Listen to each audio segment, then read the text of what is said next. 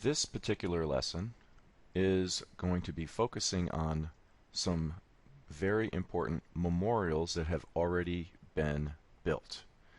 I hope that this video clip and lesson will give you some ideas so that you can do a good job on the homework assignment that you have to create your own 9/11 memorial. A memorial is a structure, usually, doesn't have to be, but usually, that's established or created to remind people of a person or an event. You will see our first several memorials will actually be about a person, a single person. There are also other memorials that I will show you that are focusing on an event. The 9/11 memorial that you create could be about the whole event, could be about a part of the event, or it could be about a particular person that was involved in this event. That is your choice. The first memorial that I would like to have you look at is the Jefferson Memorial.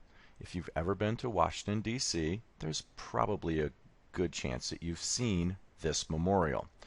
The memorial honors Thomas Jefferson, who was one of the founding fathers of the United States of America.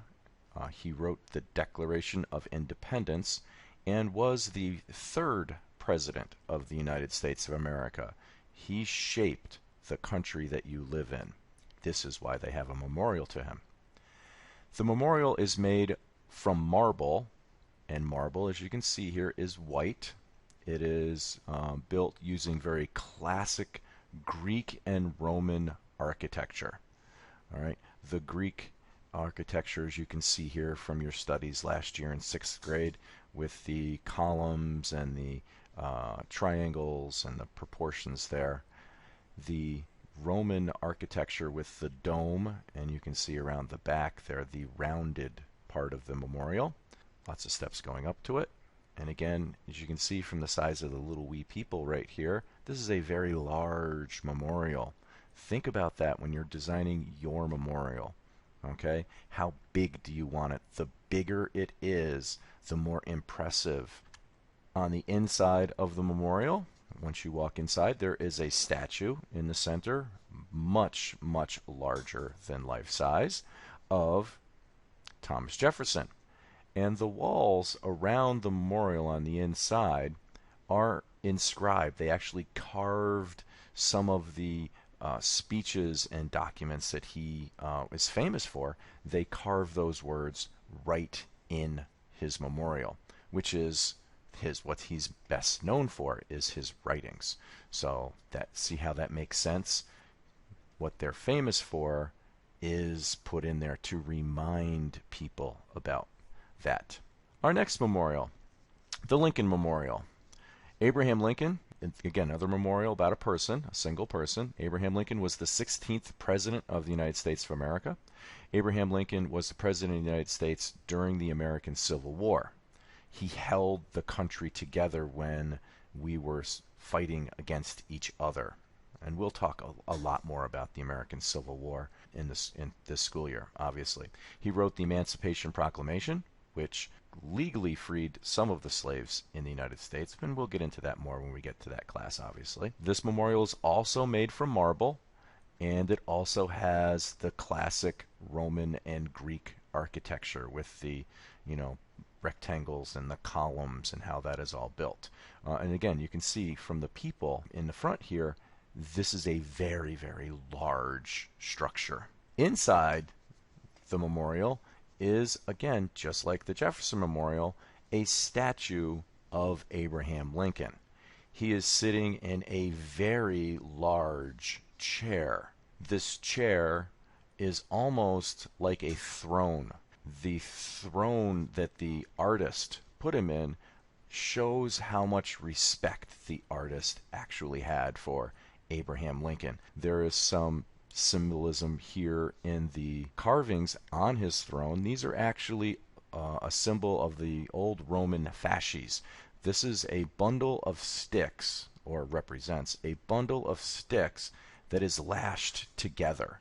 Roman judges would carry these symbols with them so that the regular people knew that this was an important person, and bound together, tied together, and together they're much stronger than if they were all individual.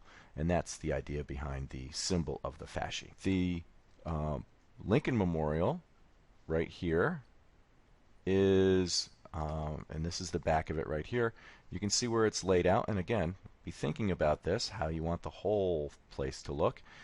This is the Lincoln Memorial. This is the back of it. This is the front of it. And you can see here there is a pool of water here. This is the reflecting pool. It is not very deep.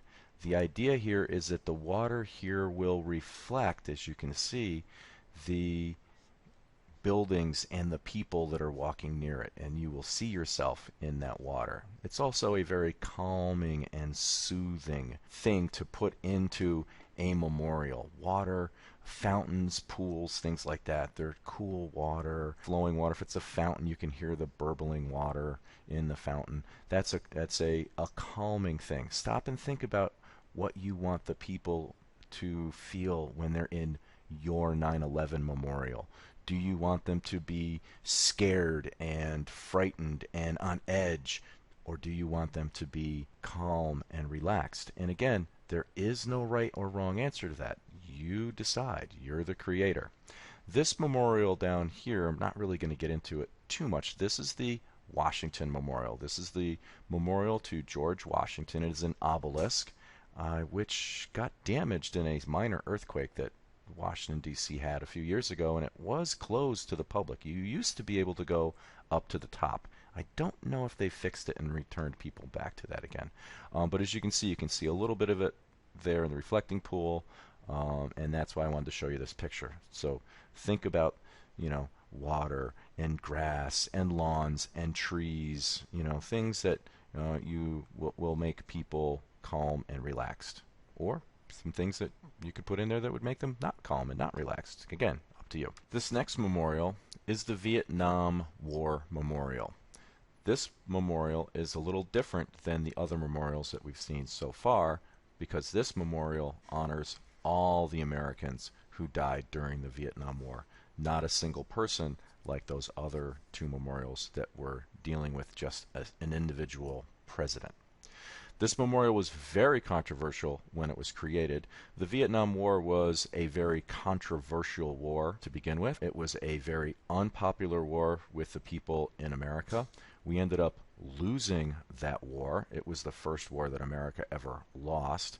So it was not a great time in America. And then this memorial itself, the way it is designed, kind of reflects in a way that maybe negative kind of feel. It is not a big, enormous white marble building. It has been described as an ugly black gash in the earth. All right, so there's some negative parts to this memorial. Now, that's when it first came out. Since then, people have come to appreciate this particular memorial for what it does do. This memorial lists 58,000 names of the Americans that were killed in the Vietnam conflict. The wall is made with highly polished black granite with the names, and as you can see, the names are very, very small. That physically shows you what that number means. I mean, you can just say, 40,000, 50,000, 60,000, but when you are standing at this memorial and you are looking at all of the names, that is really impressive. Okay. Number two, the highly polished black stone. In this case, it's granite. The idea being is that while you are looking at these names, you can see your own reflection in it. It's like a mirror.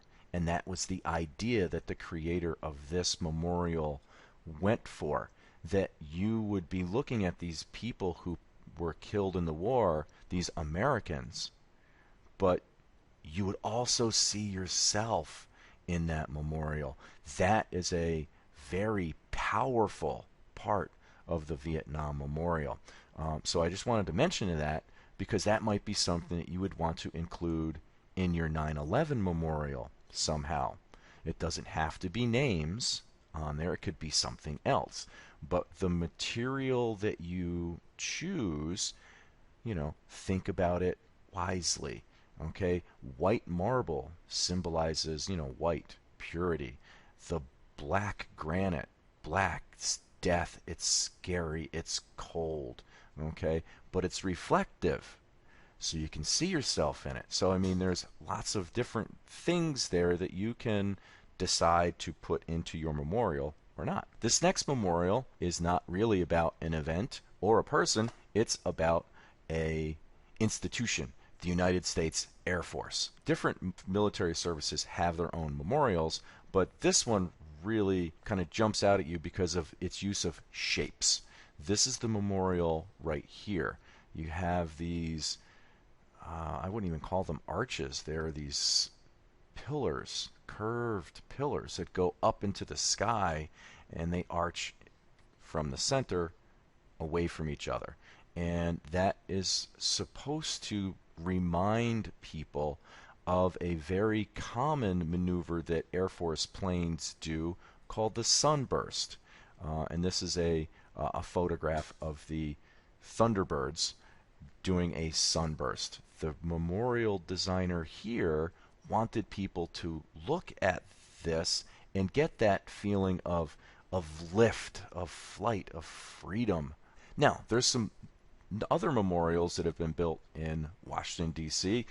This is I believe, might be the newest memorial. This is the World War II memorial.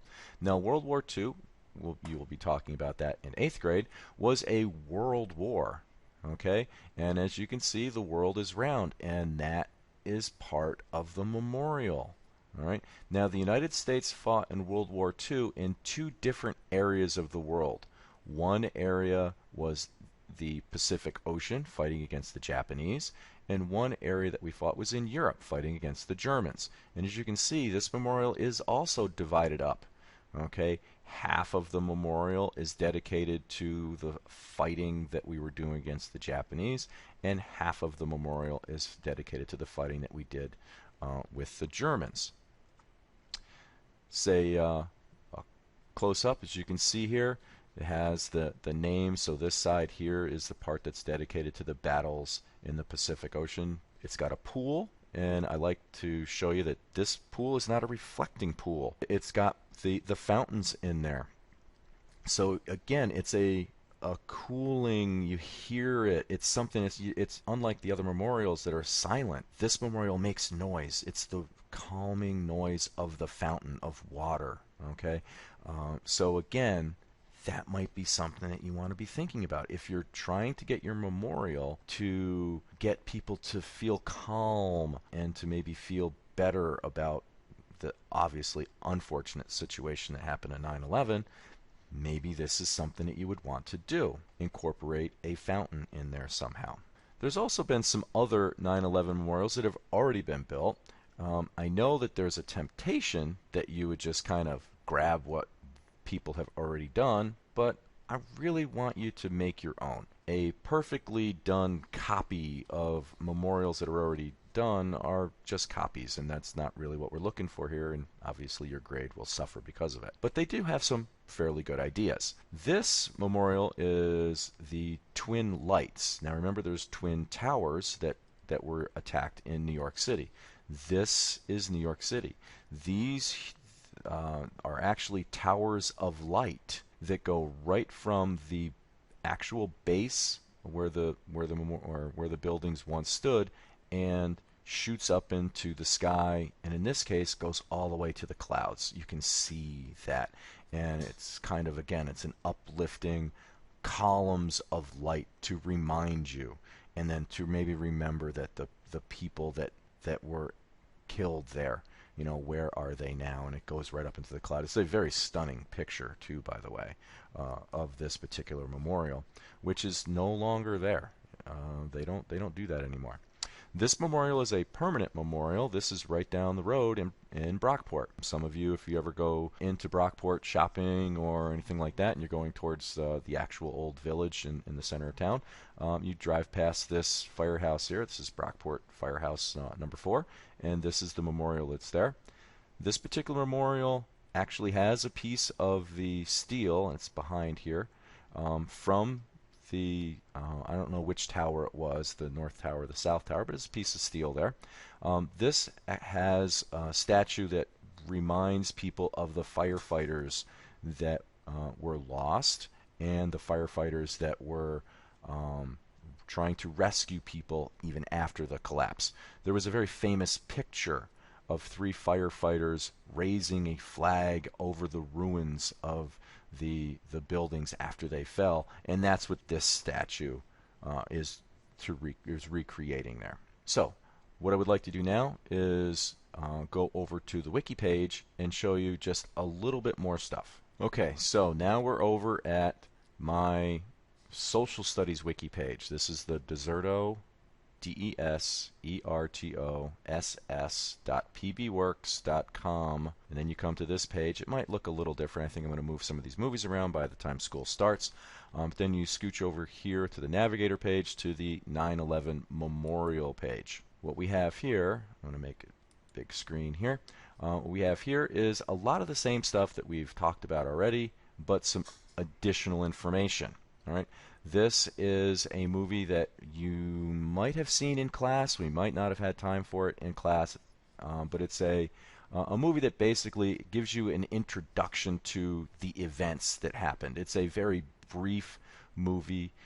It shows you the beginning, the middle, and the ends of all those things. And basically the idea behind that was I just wanted you guys to be able to see something to get some ideas in your head so that you could create your memorial. If you don't know what happened, if you don't know what things look like, how could you, memorialize them?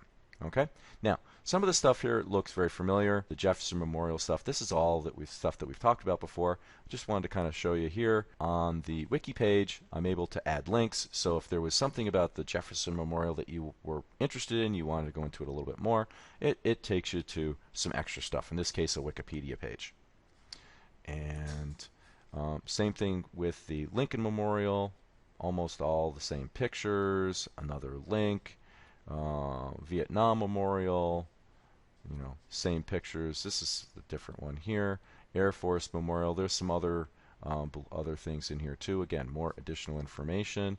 The Marine Memorial. This is a memorial dedicated to the entire Marine Corps. And once we get through with that, and I might throw some more pictures on here before school starts, so there might be some more stuff on here when you actually go here.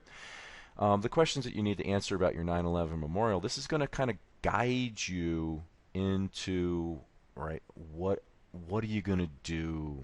How are you going to attack this, problem of creating your own 9/11 memorial? Answer these questions, and then that will kind of, again, get you to a place where you can maybe start thinking about a design here of what you like. Okay, more links to other things about 9/11.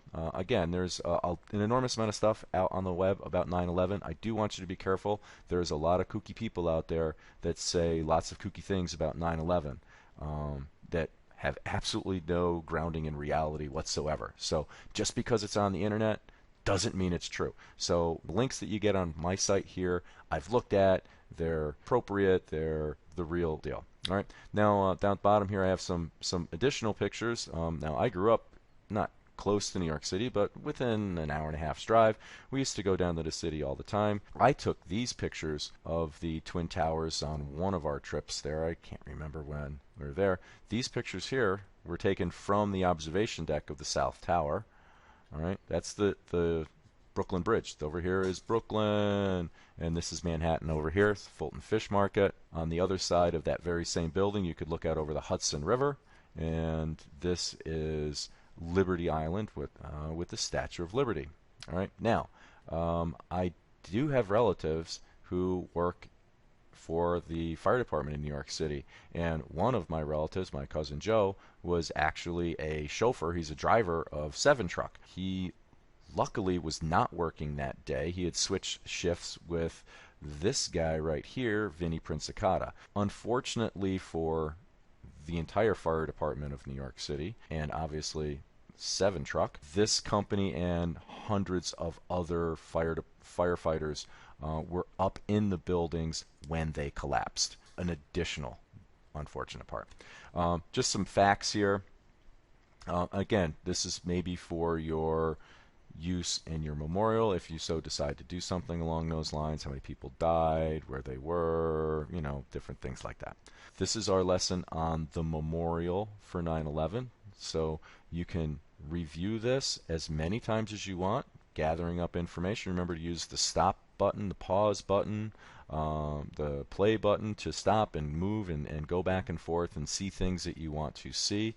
Also on the wiki page I will have background movie, the My 9/11 movie up here. It's a relatively short movie that you can watch as many times as you need to get all the information that you need to make a really awesome personalized 9/11 memorial. And now we're done. Thank you.